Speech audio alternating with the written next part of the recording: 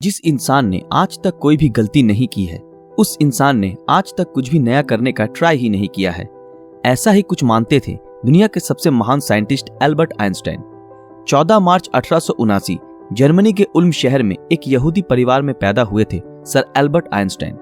उनके पैदा होने के बाद डॉक्टर्स ने नोटिस किया कि उनका सर नॉर्मल बच्चों के मुकाबले काफी बड़ा था और वो एक एबनॉर्मल बच्चे के रूप में जन्मे थे। इसके बावजूद भी उनका दिमाग इतना तेज था कि आज तक कोई भी उनका मुकाबला नहीं कर पाया। आज 60 साल हो गए आइंस्टाइन हमें छोड़ के चले गए हैं, लेकिन आज भी साइंस उनकी थीसिस के बिना कमजोर है। तो यही वजह है कि हर कोई उनके दिमाग के बारे में जानना चाहता है कि आखिर उनके ब्रेन में ऐसा क्या था जो कि उन्हें इस मुकाम तक लेकर आया कि आज उन्हें दुनिया भर में ग्रेटेस्ट साइंटिस्ट के नाम से जाना जाता है। क्या उनके ब्रेन में कोई सुपरनैचुरल पार्ट्स थी? तो आज हम इस वीडियो में इसी विषय के ऊपर चर्चा करेंगे। दरअसल जब एल्बर्ट आइंस्टाइन का जन्म हुआ था तब उनका सर किसी भी नॉर्मल बच्चे से ज्यादा बड़ा था। नॉर्मली बच्चे 1 या 2 साल की उम्र में बात करना सीख जाते हैं, लेकिन आइंस्टाइन 4 साल की उम्र तक बिल्कुल भी बात नहीं कर पाते थे। मगर एक दिन जब वो अपने माता पिता के साथ रात के खाने पर बैठे थे तो अचानक आइंस्टाइन ने कहा, सूप बहुत ही गर्म है। अपने बेटे को इस तरह एकदम साफ बोलता सुन उनके पेरेंट्स हैरान हो गए और खुश भी हुए।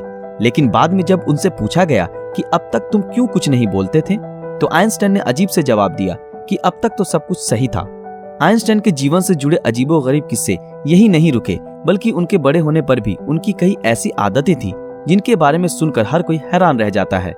जैसे कि एल्बर्ट आइंस्टाइन को डेट्स और फोन नंबर याद रखने में प्रॉब्लम होती थी, यहाँ तक कि उन्हें खुद का टेलीफोन नंबर भी याद नहीं रहता था।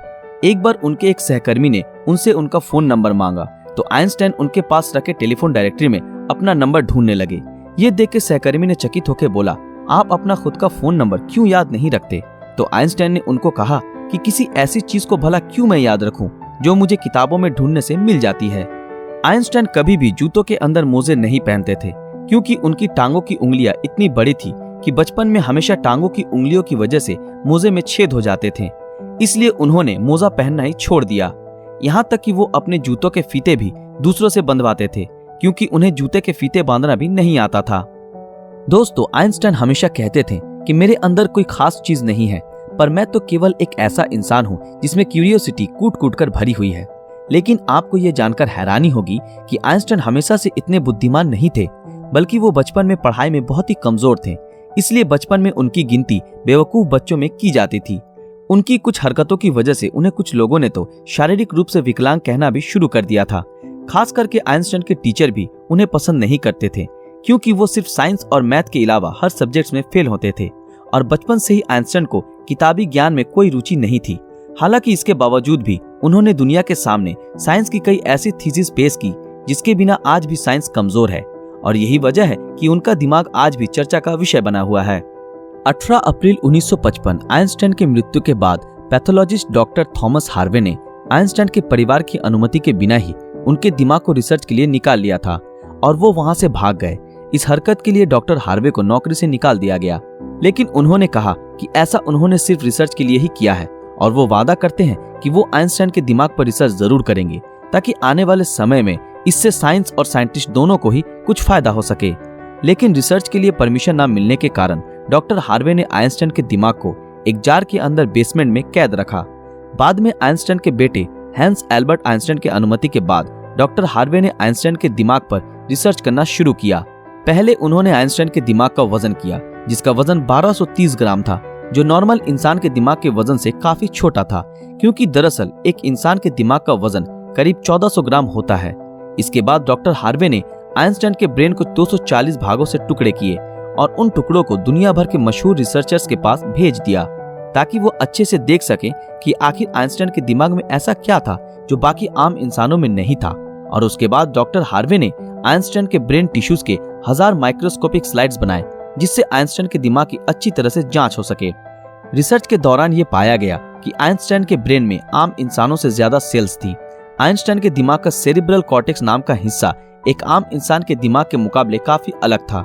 दरअसल ये सेरिब्रल कॉर्टेक्स दिमाग का एक जरूरी हिस्सा होता है जो सबसे जटिल दिमागी प्रोसेस के लिए मेन फैक्टर होता है, और यही ऐसा हिस्सा होता है जो अजीबोगरीब तरीकों से विकसित होता है।